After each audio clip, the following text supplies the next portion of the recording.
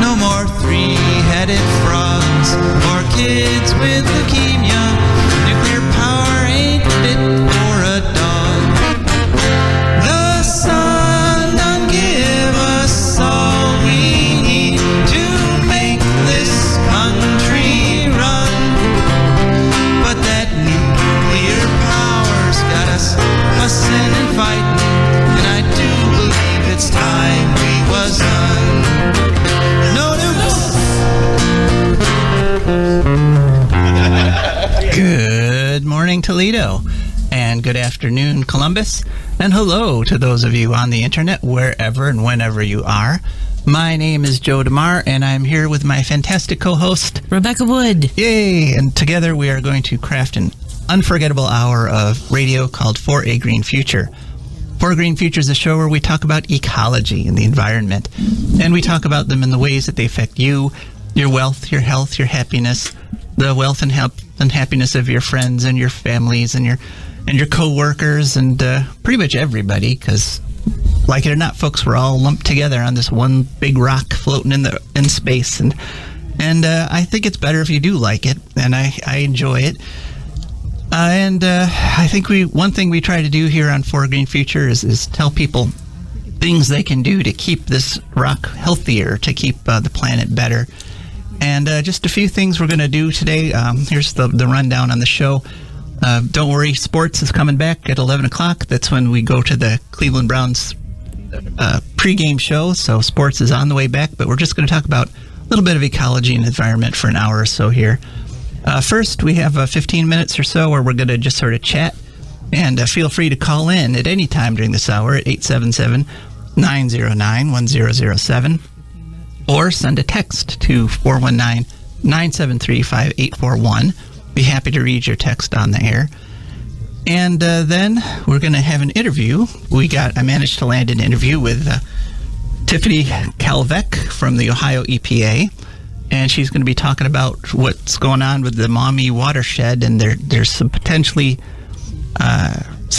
regulations, some potential ways to measure the phosphorus that's going into the lake that's causing all these terrible algal blooms.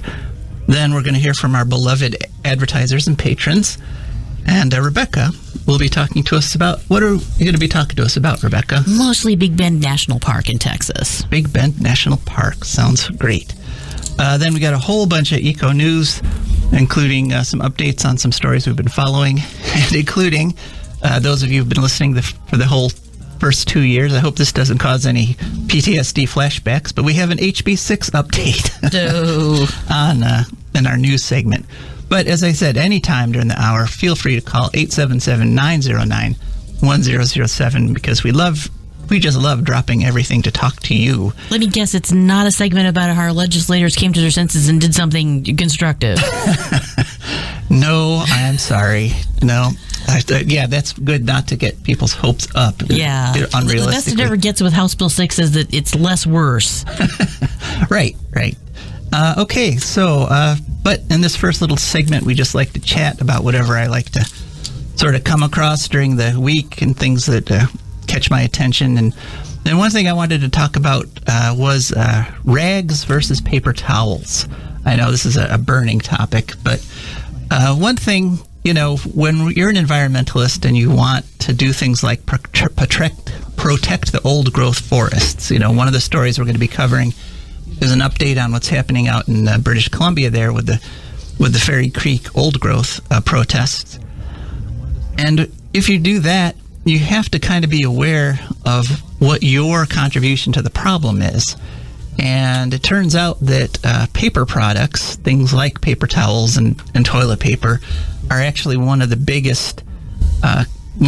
problems, one of the things that happens to these old growth trees, these 1,000-year-old, 2,000-year-old trees, because you hear about, well, first of all, you hear about the propaganda use of these old growth trees, which is guitars. Yeah. Do you need that many guitars? Yeah, I know. Expensive guitars, right. Super expensive. No, but the amount that goes into actually making guitars is so incredibly tiny. It really doesn't bear mentioning. It's not really an unimportant use for these old growth trees. But the biggest use for them, industrially speaking, is making shingles, cedar shingles, because most of these 1,000, 2,000-year-old trees are cedar trees. But one thing about when you make a shingle, you got to think about it. It's a thin piece of wood, and every time the saw blade shaves off one of those thin pieces, the width of the saw blade gets turned into sawdust. And so the width of the saw blade. Oh, right. So they produce a lot of sawdust in the course of making shingles, is what you're saying. That's exactly what I'm saying. And in fact, 40% of the tree ends up as sawdust. Wow. Because the width of the blade is not that much bigger or much smaller than the width of a shingle when you think about it. So about 40% of that tree, if you look at the shingle factory, I saw a picture on it from Google, from space on Google Earth, and right next to the building of the shingle factory is literally a mountain of sawdust that looks like about 90 feet tall, maybe 100 feet tall. And that stuff, the sawdust, goes to the pulp sources, the pulp factories, and they use it to make it into toilet paper and paper towels and so forth. You know what else is really bad about paper is paper mills. They stink so bad. Oh yeah, they put all kinds of nasty chemicals in the environment. But that's why that brought me back to rags. I like to wear clothes till they basically fall apart. I have to admit that. And I had a beloved shirt, which I've been wearing for like 10 years now, but the holes started appearing, and my wife started, complaining. And there are holes. Yeah. Put away, Joe. So I got out the scissors, and I turned this short sleeve shirt with some buttons. I salvaged the buttons into about 20 rags. And I just love using rags instead of paper towels because they're just as absorbent. Must have been all cotton, or else it couldn't have been very absorbent. Well, T-shirts are good for rags. They're the best. It's mostly cotton, and but it's very absorbent. And just maybe why you should get lots of cotton. Yeah. Oh yeah, and I mean the other stuff in clothing is mostly plastic when you think about it. And so that's actually a problem with microplastics, is that so much of our clothing, so much of our cloth is made out of plastic now that when you dry it, little micro particles of plastic actually get broken off and float out into the air. Wow. When in your dryer vent. Wow. So the more natural fiber clothing you can get, the better. But paper towel but rags, you can use them over and over again. I'm going to be, using my beloved shirt probably for another 4 or 5 years. There you go. And I could think about it. And then, of course, you can use them over and over again and then just wash them. Just toss them in the wash with the regular clothes, and then you have a clean rag. And so that's the kind of thing that I think the more we all do it, the better it is. And this kind of touched on, we've talked about these folks before. On YouTube, there's a little YouTube provider or a channel producer called Kurzgesagt, Kurzgesagt, Kurzgesagt. And they do all kinds of science stories, but they've had one come out this week, and the title is, "Can You Fix Climate Change?" And the answer they have is no. Yeah. You can't fix climate change. And they have a point in that, if 25% of us stop using paper towels all the time and switch completely over to rags, that's not going to end the old growth destruction. And if 10% of us get rechargeable cars, electric cars, that's not going to slow down the carbon enough to make a difference. But I disagree with them in that if we all start doing it, and every time you actually do something, this is one of the guiding points in my life, every time you actually do something, you make a difference. And so every time I don't buy another roll of paper towels, that I am saving some trees. I'm reducing the demand for pulp from virgin forests. And so now their more depressing message of no. One thing they focused on was carbon capture technology, and that, again, we've talked about that before, because first you stop putting carbon in the air, then we start worrying about how or if we're going to take some out, because the carbon capture technology has a lot of problems, but it takes energy to run carbon capture facilities, which right now would come from carbon sources. So basically I'm saying don't listen to Kyrgyz Scott.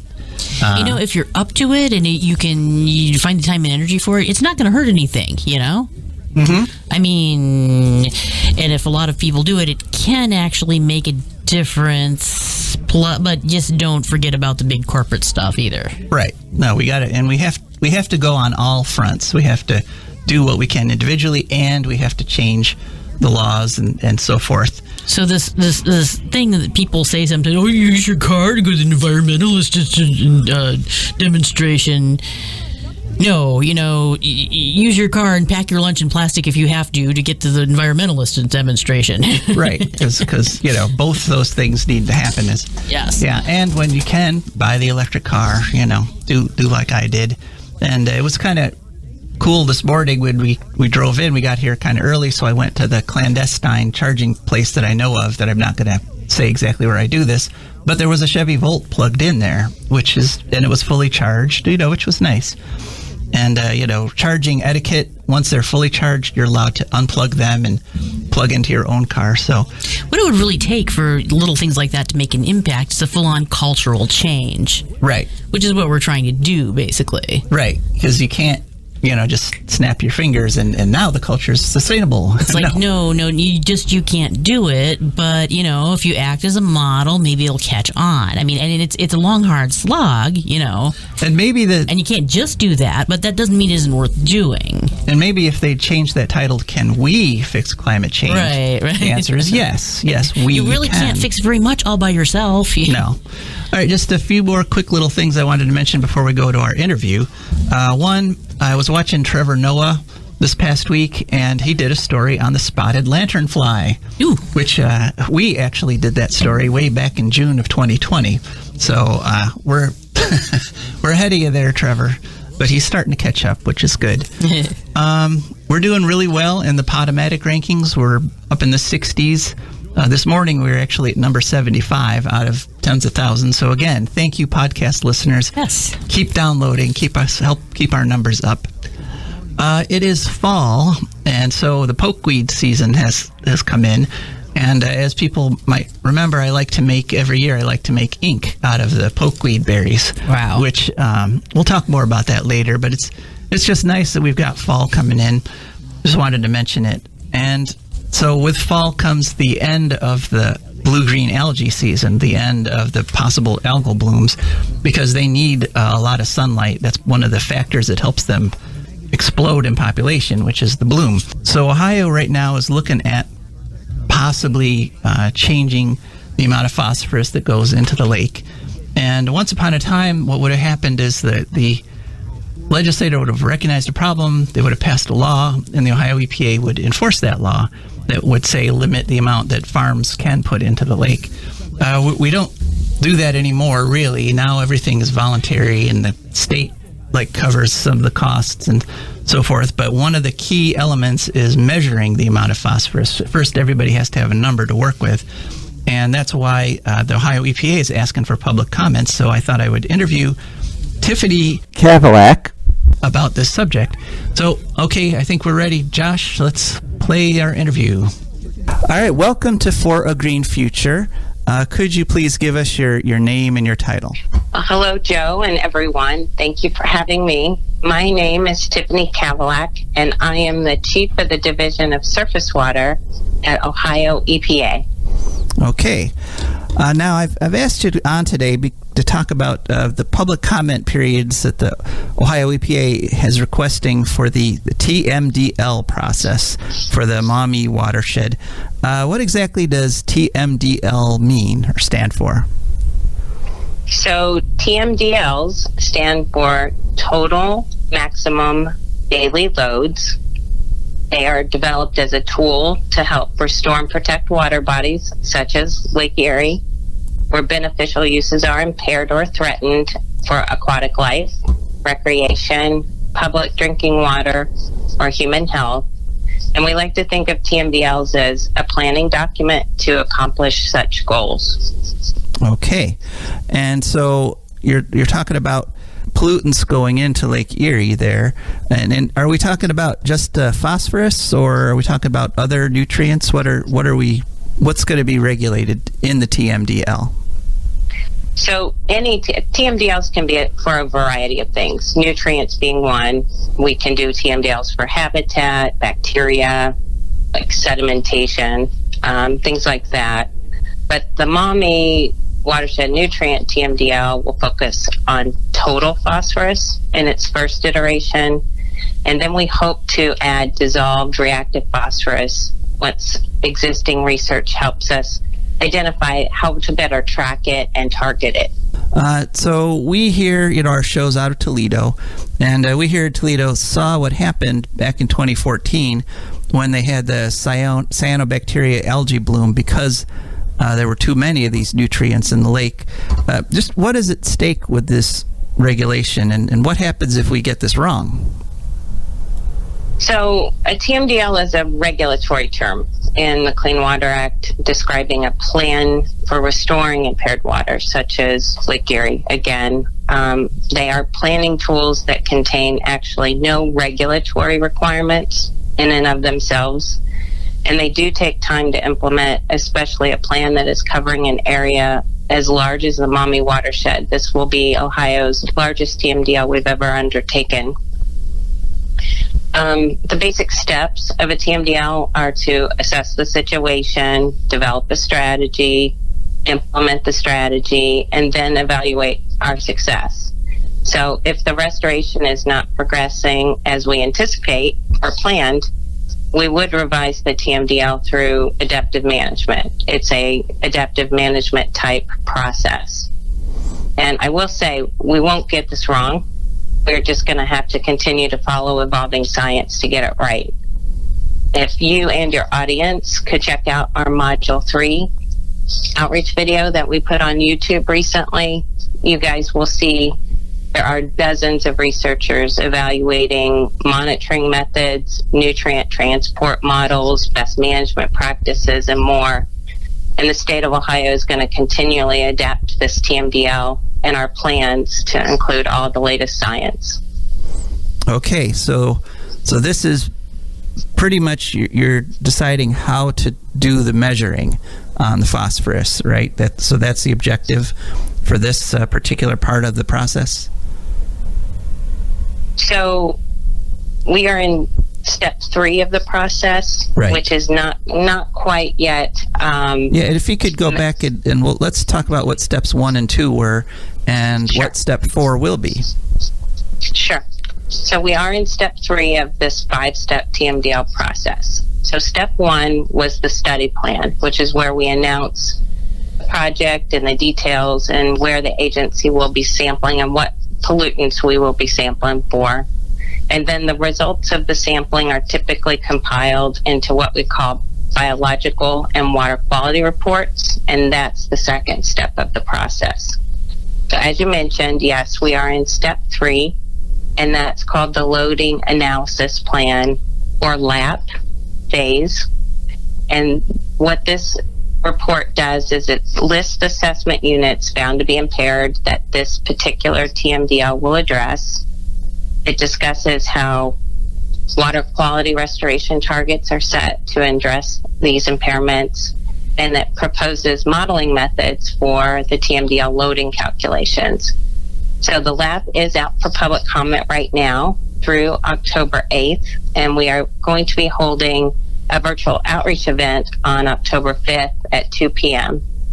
And we are really eager to receive public comment and would encourage your listeners to please participate in this process. This is another opportunity for us to hear from the public, and we want to take all comments into consideration. Step 4 is coming.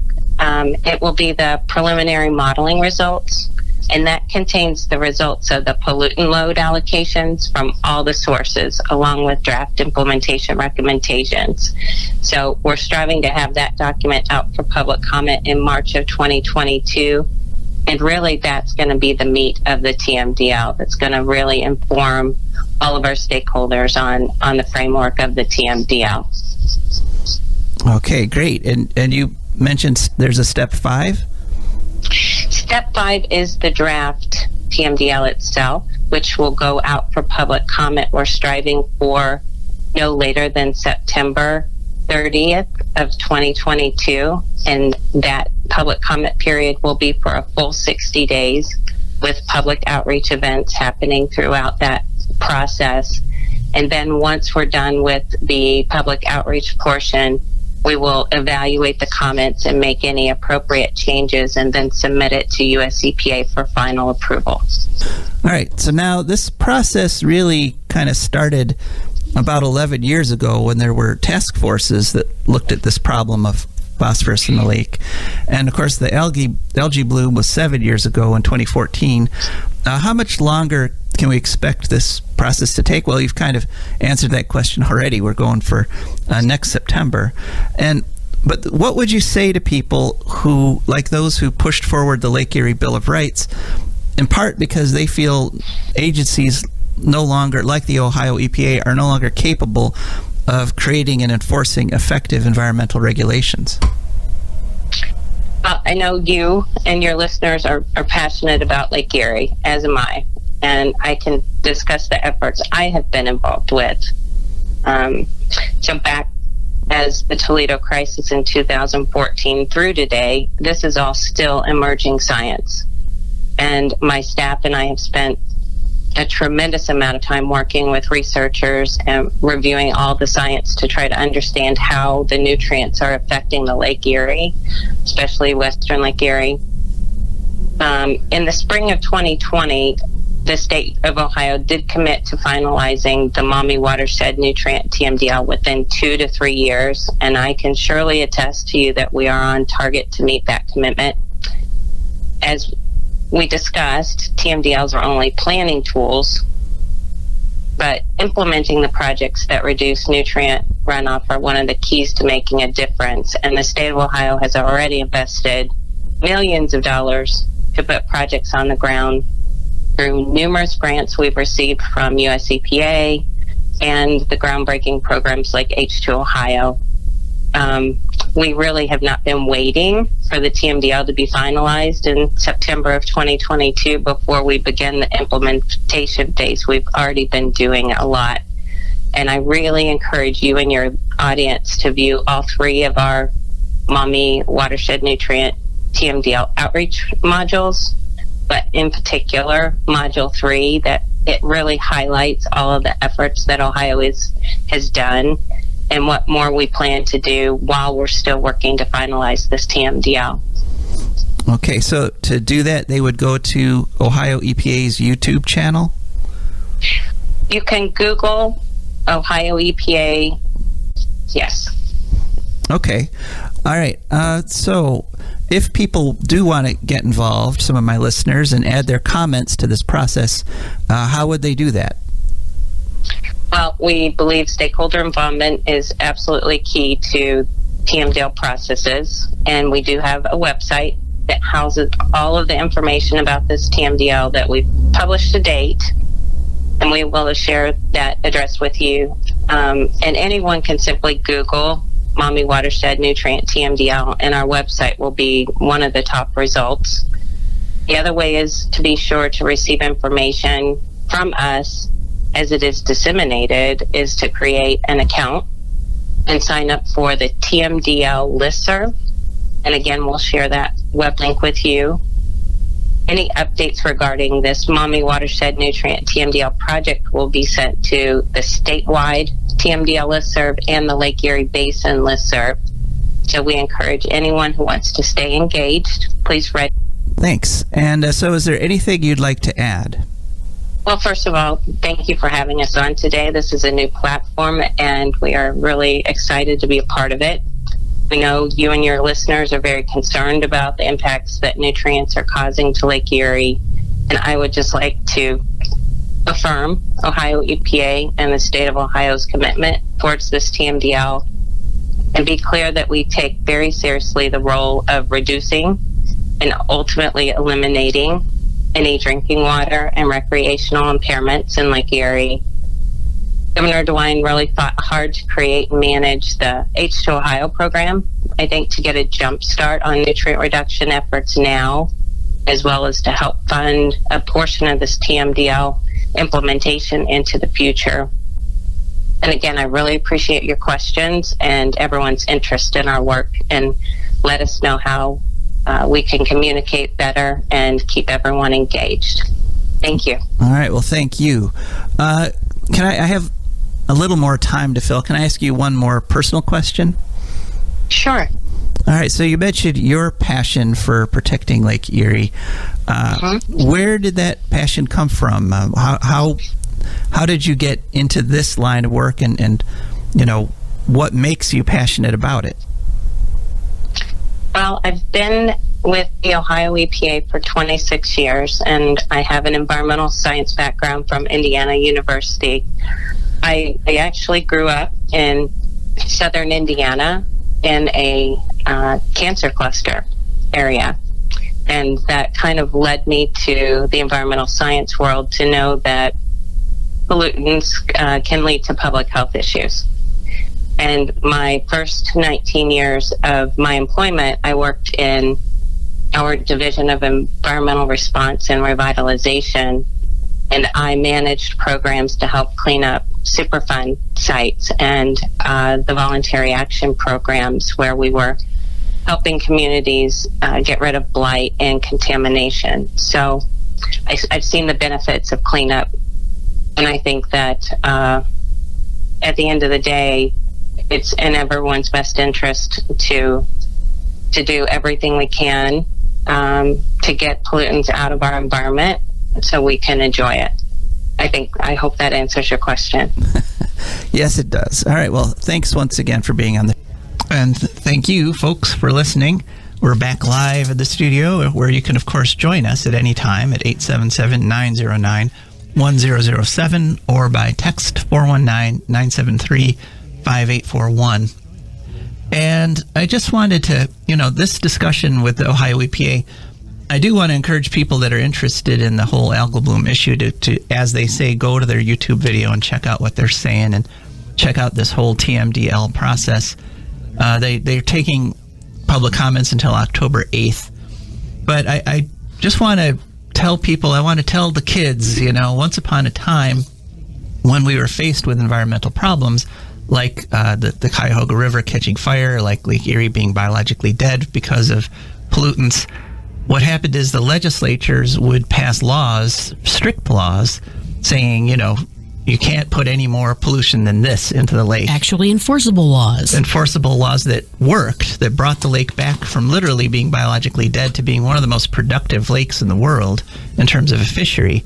And so I just, the people at Ohio EPA are doing the best they can in the current environment, which is somehow we've gotten the notion that we can't just make a direct regulation and enforce it, that somehow everything has to be a cooperative, voluntary program. And I think ultimately, I don't blame the folks at the Ohio EPA, because if we did put in the strict regulations, which is up to the legislature, I know there's people there who would enforce them zealously. but they, right now they're doing the best they can with what they've got, and so at least, so they're doing something, they're working on something. And as I said, the process started 11 years ago, and we're going to see where it goes. Hopefully it'll lead to something good. And one good thing that I always like to talk about every week, a bright spot in every show, is talking about our advertisers and patrons. So they're doing something good right there. For Green Futures, brought to you by the Wood County Park District. The Wood County Park District is a natural resources conservation agency. They protect natural spaces, maintain quality green spaces, provide engaging programming, and they teach people to love and respect nature. They restore wildlife habitats, and they lead outdoor adventures. Wood County Parks protects natural spaces in Wood County for all to enjoy from 8 a.m. to 30 minutes past sunset every day of the year. And there's several ways you can get in touch with the folks over there at Wood County Park District. One is to call them at 419-353-1897. That's 419-353-1897. I just said that without even looking at it. I actually memorized the number. Yes, thank you. You can also go to their website, which is at wcparks.org. And of course, they have a nifty app, which you can go to any app store and search for WC Parks, and then download that. And of course, they are on all the social media: Facebook, Instagram, Twitter, etc., etc., etc. That's the Wood County Park District. And For Green Futures also brought to you by our patrons. And our patrons are wonderful people who've gone to patreon.com. That's Patreon. They searched for a Green Future. Up popped our cool little page with all kinds of nifty pictures for different levels of membership or of support. And they picked the membership that fit their budget. So every month, a little bit that they don't even notice comes out of their checking account, comes over to us, and that's how we can keep the show on. And I wanted to make a special offer this week. If you've been considering becoming a patron, if you join up this week, I will send you a thank you note written with genuine pokeweed ink. Ooh. From the pokeweed plants that I'm growing in my yard. So suitable for framing. Yeah, and very pretty, and I'll use a calligraphy pen because it's nice. Please consider becoming a patron this week. Not like my handwriting, which looks mostly like it was scrawled by a serial killer. Well, I'm not guaranteeing my handwriting. I'm only guaranteeing that the ink looks there nice. There you go, yes. Because it's this really pretty purple, Ooh. Yeah, it's not black. It's this cool purple color. Okay, anyway, so that's it for our advertisers and patrons. And now, Rebecca, I'm sure we've been all looking forward to hearing about the Big Bend National Park. Yes, yeah. Well, I started out with the Rio Grande because I wanted to. It's a river in the news this week. Yada yada. Why was it in the news this week? Oh, because no one apparently on the news wants to actually be honest about the fact that the Border Patrol was whipping Haitians. Oh, right. They keep saying, they were confronting them as they were trying to cross the Rio Grande. Okay, gotcha. Nobody will say what it actually is. Okay. So, most of this information comes from the International Boundary and Water Commission about the first part, which is both a Mexican and American agency. Rio Grande is the Rio Bravo, as the Mexicans call it, is the 5th largest U.S. river in the world. No, it's the 5th largest U.S. river. It's in the world top 20. Sorry. Right. Okay. It rises in the San Juan Mountains in Colorado and runs through the Gulf of Mexico. It's almost 2,000 miles long and serves as the U.S.-Mexican border for over 1,000 miles. The watershed drains 924,000 square miles. It's about half Mexico, half Texas. And 75% of the water is diverted for agriculture, which it's good enough right now, water quality. You can dump it on a field at least, treatment-free. I don't know about drinking water. Also, important for supplying water for border communities in the U.S. and Mexico. So, yeah, it's just a really, really regulated river because you cannot do agriculture down there without irrigation. So there's just crazy amounts of legislation written about this river saying exactly who gets what. You get the impression things are kind of tense, Yeah, so, but, I was reading all this and I thought, where can you go and actually see it where there's not a big wall in the way or something? A place where you can do that, it turns out to be Big Bend National Park. Big Bend National Park is bigger than Rhode Island. Wow. I did not know that. It's very big and it's very far away from everything, so it has the best dark sky and in the country, and also pretty much the best lack of noise pollution if you just want to go and hear your heartbeat. Nice. So it features a fossil discovery center, hiking trails, a riding stable, hot springs, camping, a lot of good stuff. You got to bring in your own water, basically, and you need a 4x4 to get to a vehicle to get to a lot of the campsites because it's primitive camping, it seems. Although they do also have a lodge and cottages. So, if you just kind of want to be able to step outside your door and look around, maybe hobble around a little bit, you can still enjoy it that way. Apparently, it's very pristine, just a lot of raw nature if you like that kind of thing. Not at all overcrowded, so that's nice. I love hot springs. Part of the thing about having musculoskeletal things is that you really enjoy hot springs a lot to the point where you feel sorry for a couple minutes for people who don't have chronic pain, because there's this thing that happens for about 5 minutes, where suddenly all the pain is gone, but the natural painkillers which were sloshing around in your brain trying to keep you from screaming and moaning all the time are still there. And they have nothing better to do than get you high at this point. So you feel really good. Yeah, it's weird. But yeah, and then I go back to remembering, no, I don't envy people who don't have chronic pain. Actually, I really don't. But yeah, it's in the Chihuahua Desert. It has the Santa Elena Canyon, the Sierra del Carmen Mountains, lots of good stuff. Yeah, it's apparently been described by some people as the best spot for birding in the United States because it's a stopover. Things are migrating back and forth. Yeah, exactly. And there's apparently a resident astronomer who brings in telescopes and shows people stuff. Ooh, cool. Yep. Yeah, I got my scope out this past week and looked at Jupiter again. It's still cool. Every time you look at it, it's cool. Cool. Yeah, and you be careful and watchful because you can see coyotes, black bears, and mountain lions. Ooh, okay. Neat. All right. So thanks, Rebecca, You're welcome. For that, about that picture of, one of the few places. You just don't want to see, you want to see them and not see them. And yeah. Until they're right on top of you. You want to see them from a great distance. You do, yes. Yeah, for a long time, seeing a bear in the wild was from about like a mile away. Right. Was one of my life goals, and I achieved that at Denali, which was great. Neato. But yeah. No, that's cool. So it's nice that there's still some spots left like that.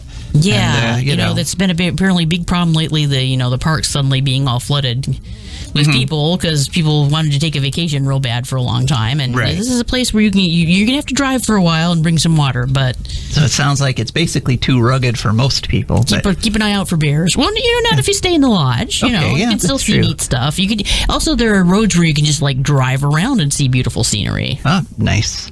All right. Well, thanks very much, Rebecca. All right. So now we go on to our Eco News segment, and still plenty of time for a call or a text at calling at 877-909-1007 or texting at 419-973-5841. All right. Our first Eco News story. President Biden addressed the UN this past week about a whole number of things, and one of the things he talked about was climate change, and he said that the world is at an inflection point, which is true. I mean, we really literally are. This is the point where we either as a society step up and close down the carbon and survive, or we coast and let the carbon keep growing and wipe ourselves out. I mean, really, we literally are at this inflection point right now. So he said some good things in that speech, some very good things, and saying about one thing is that the U.S. has promised, committed to giving $100 billion to developing countries to help them get off the climate, to get off carbon and to deal with climate change. We need to help ourselves do the same thing. Yes. Oh, yes. And there is quite a bit of that in his budget plan that he's trying to get through Congress right now. And we can go into more detail on that on a future show. But I got a little nervous, though, because he did not get specific on how we're going to do this. Oh, Joe. He just said new technologies. Right. Okay. Yeah. Which makes me think he might be thinking about, Bill Gates's, nuclear salt reactors and other, crazy schemes when we have the technologies. We don't actually need any new technology in terms of wind and solar. Wind and solar work and are actually clean. Yeah, and they're going up all over the world. Nuclear reactors, not so much. Right. No, and nuclear reactors take like a decade to get going, and we don't have a decade. Right. If you really believe this is an inflection point, you just put everything you've got into what actually works and is proven technology.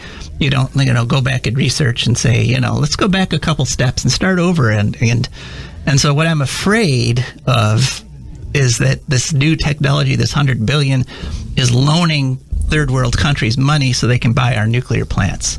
That's what I'm afraid. Yeah, it sounds like you use the sort of the weasel language. That's what it turns out to be a lot. Yeah, which this is based on decades of watching, the Democrats and the Republicans and how they operate. And as people may know, I'm a green. I'm neither a Democrat nor a Republican. So I'm hoping and praying that isn't it, because I've coined a nickname that I don't want to have to use regularly, but the nickname for the president would be Nuclear Joe. Oh, yeah. I don't want to have to come back here and keep talking about Nuclear Joe every week. Please surprise us, Yeah. Mr. Biden, sir. Yeah. And please let them use that for distributed generation, for wind and solar, for, grids that are microgrids that are connected to each other. In other words, help them build the kind of truly flexible and strong infrastructure that will get us through this whole crisis without dumping tons of nuclear waste on us or making the whole problem worse. But it was a good speech. He said all the right things. I was glad I watched it, and it should have gotten more coverage, I thought. Next story, we're going to talk about a little bit. Rebecca mentioned this last week, and we touched on this, but NBC News picked it up. So again, they must be listening to us, Rebecca, I think. There we go. Must be it. Yeah. But actually, NBC News had a big story this week called Killed for Defending the Planet. Latin America is the deadliest place for environmentalists. And it turns out that the past 2 years have been record years for environmentalists murdered. In 2019, there were 212 murders of environmental activists in Latin America, or in the country, in the world, around the world. But 3/4 of the people who get killed for trying to defend the planet are from Latin America. So 2019, we had 212 of these murders. 2020, just last year, we had 227.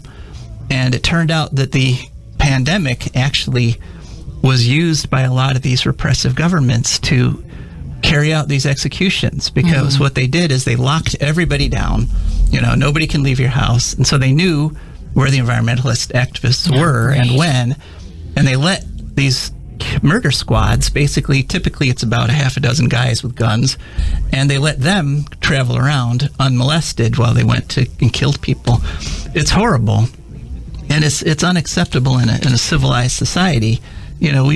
This is something that Joe Biden should have mentioned in his speech. Yeah, it's worth a little mention, all these lives. If this change, this thing you want to do of using the environment to create jobs and make money and all this stuff is so great, why you got to kill people to make it happen? Yeah, and they're killing the people that are trying to protect the environment, which creates more jobs. The more you protect the environment, the better off you are economically. It's been proven time and time again. And the more you just go in and turn a resource into sawdust, the poorer you get economically. That's been proven by economists thousands of times, and we see it over and over again. It's like these people want to live more than they want jobs. Yeah, yeah. So they, of those hundreds of people that got murdered, the NBC story talked about one particular person, Oscar Irod Adams, who was an indigenous.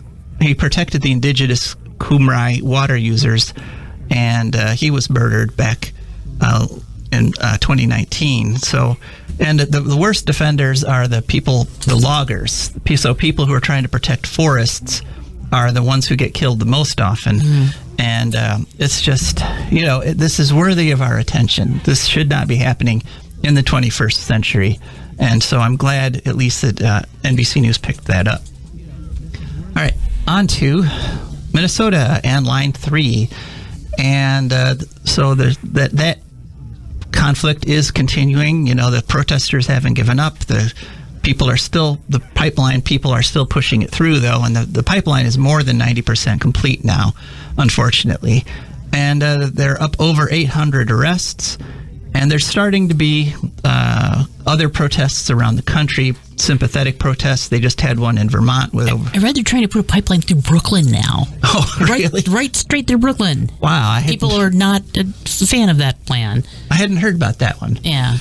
But one thing that happened this past week is the protesters disrupted a speech by the Attorney General of Minnesota, a fellow named Keith Ellison, because they're saying, these 800 people are being, some of them are being charged with felonies, literally for just standing in a road and protesting. And they're telling the Attorney General, what are you going to do to protect their First Amendment rights? These people that are just protesting. And he sort of put him off, and he did promise to look into the fact that so many Native American women along the route are being assaulted and victimized through the... See, he said he would look into that. Like, that doesn't happen enough to Native American women. Right. And the other big thing is the Democratic governor of Minnesota declared this week from the 23rd to the 29th of September is Minnesota Climate Week. Okay, that's nice. Right, which doesn't mean we're going to stop any kind of climate or, fossil fuel infrastructure or anything like that. It means, according to his webpage, it means we're going to look even harder into biofuels, which biofuels, it turns out, are kind of the best you can do with biofuels is sort of break even carbon-wise. Yeah, boy. And most biofuels actually put more carbon in the air than they save. And so his Climate Week solution is not so healthy. But one thing I noticed about I was reading his copy on his Climate Week thing, and one thing that I noticed as a pattern with all these like polluting industries and things is always talk about a cleaner environment and a healthier environment, but they never talk about a clean environment or a healthy environment. Right. They're like, we're going to get a little bit better. It's going to be less bad. Yeah, it's going to be less bad, but it's not going to be good. Right. And I want to see somebody say we're going to have a clean environment, as in clean, no pollution. Right. So that's going on in Minnesota. They're having Climate Week, but protesters are still getting arrested every day for trying to stop the pipelines. Unfortunately, the pipeline is... They could stop that in celebration of Climate Week. Even put a pause on it. Say, listen, guys, just take a week off. Yeah, but no. All right. So, that was like, I reported last week how they're getting fined, Enbridge is getting fined $3 million for destroying an aquifer, for puncturing an aquifer and causing a frack out. And I forgot to mention last week, I was thinking, if Enbridge had any smarts at all, they would say to Minnesota, you know what? Oh, it's a terrible thing we just did. We're not going to pay $3 million. We'll pay $10 million because, in a $7.5 billion pipeline project, $3 million is literally almost nothing. Right. And so, they should have seized that one and say, oh, we're so terribly sorry. Here's 10, take 20. But no. No, they're like, okay, we'll probably pay the $3 million, but usually what ends up happening is then they negotiate and end up paying like $1 million. Lord. So anyway, now on to our much-awaited House Bill 6 update. Oh, yay. I feel like we should have a House Bill 6 theme music, We should, yeah. We should just have something that like, da-da-da, some organ music or something. But what happened this past week was Governor DeWine's legislative director, Dan McCarthy, resigned abruptly. And Dan McCarthy, he was the fella who was, he went directly from being a First Energy employee, the First Energy lobbyist, to being DeWine's legislative director. And he's the one who created, or he was president of, at the same time he was working for First Energy, he was president of something called Partners for Progress, which is one of the dark money groups that funneled money from First Energy to Larry Householder to help him push House Bill 6 through the legislature. Okie dokie. And so he's finally resigned, but I think he's resigned because they just did the redistricting map, which was essentially First Energy's redistricting map. It was like, what would the maximum benefit to First Energy be? Yeah. We'll redistrict that way. And so I think he kind of feels like his work is done. He achieved everything he wanted to do. He's got the money still going to the coal plants. ACLU or something is fighting that? Yeah, the ACLU has filed suit against the redistricting because it blatantly is anti-constitutional, breaks the Ohio Constitution. Oh. And so this fella, Dan McCarthy, is largely responsible for breaking the Ohio Constitution. And he's decided it's time to, retire, sit next to the pool and drink some mint juleps and he it's kind of interesting, in his letter of resignation, which was made public, he actually mentioned, I sleep well at night knowing I've improved people's lives. And I have to point out that No, thank you for that, sir. That if you have to tell us that you sleep well at night, I suspect maybe you really don't sleep that well at night. And two, one of the ways he quote unquote improved people's lives with this House Bill 6 was the direct subsidies to the coal plants, one in Ohio, one in Indiana. And the testimony in the House Bill 6 public hearings, showed that pollution from those two coal plants are actually one of the main causes of asthma in children in southern Ohio.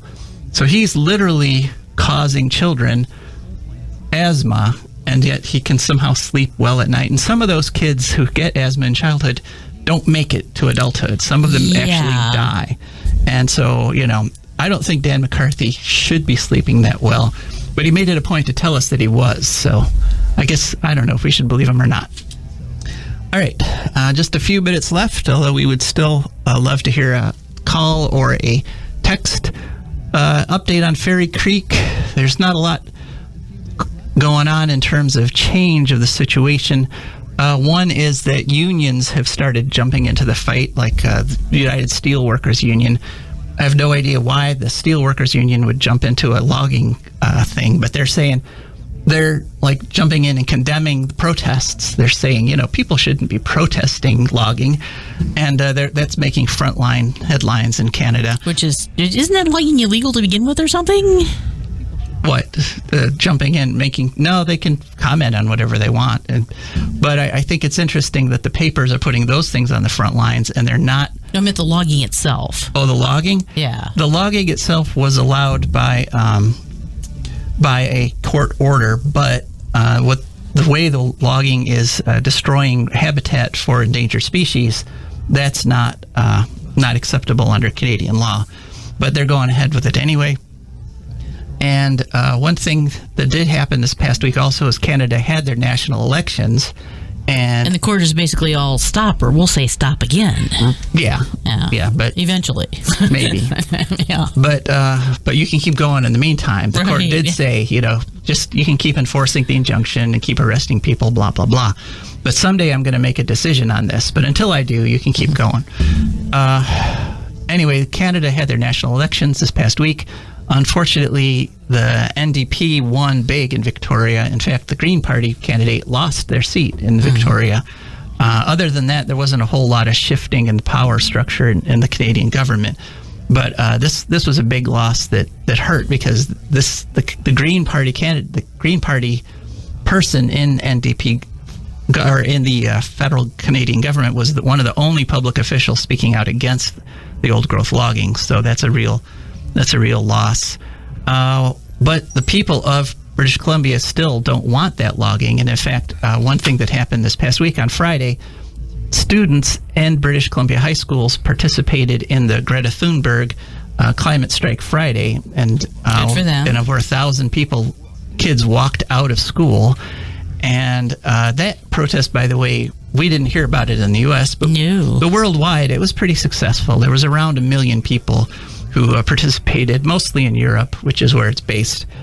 But that was a big thing, because that was the first Friday strike for climate after the pandemic had started. They suspended them because of the pandemic, so they're back in business again. And just a reminder that while I was listening to C-SPAN coming in, and they were asking people, what news stories are you following? What are you concerned about? And all the calls were about COVID and should I wear a mask or get a vaccination? And half the callers were on the anti-science side of those questions. But that's not really the most important stories. I mean, yes, that's important, because hundreds of thousands of people are dying because they're ignoring science. Yeah. But all this is part of science. The reason we want to stop old growth logging is because of science. And the reason we want to protect endangered species is because of science. And the reason we're going on strikes on Fridays, climate strikes on Fridays, is because of science. And that's I think, the biggest lesson, is that when you have a science on your side, you need to act on that science, or really knowing about it doesn't mean anything. Well, that's about it for this week. Thanks so much for sticking with us. Now comes the pregame show. Thanks so much again for listening. This is Joe DeMare and Rebecca Wood. And we are signing off. I don't want them nukes run by them kooks who think radioactivity is fun. No more three-headed frogs or kids with leukemia. Nuclear power ain't fit for a dog. The sun done give us all we need to make this country run. But that nuclear power's got us fussing and fighting, and I do believe it's time